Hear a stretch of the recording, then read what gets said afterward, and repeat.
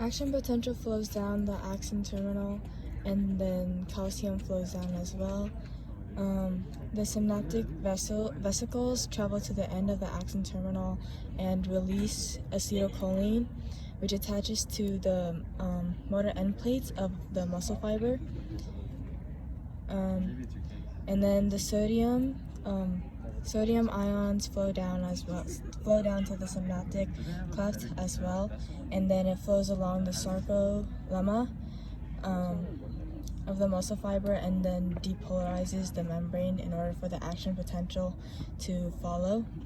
And then it goes down into the T-tubule, where calcium ions are released from the sarcoplasmic reticulum, and so it flows out. Calcium is released from the sarcoplasmic reticulum and binds to troponin.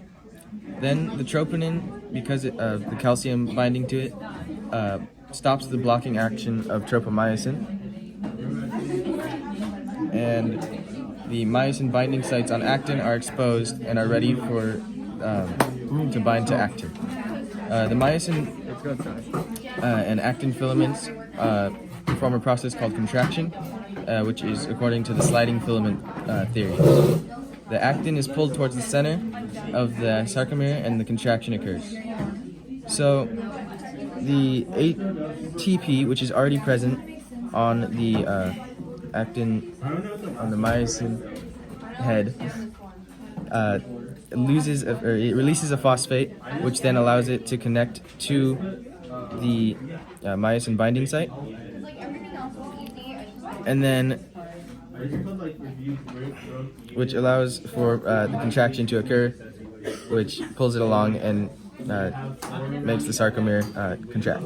Then the ADP module there will release, and a new ATP module will attach to allow for the myosin head to release from the myosin attachment site, and will restart the process of contraction.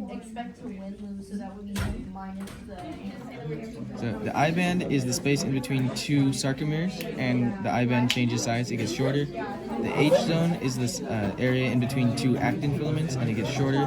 The A-band is the myosin filament, it consists of myosin filaments. It does not change in size. The Z-lines do not change in size. Calcium is removed from troponin and is actively transported back to the sarcoplasmic reticulum.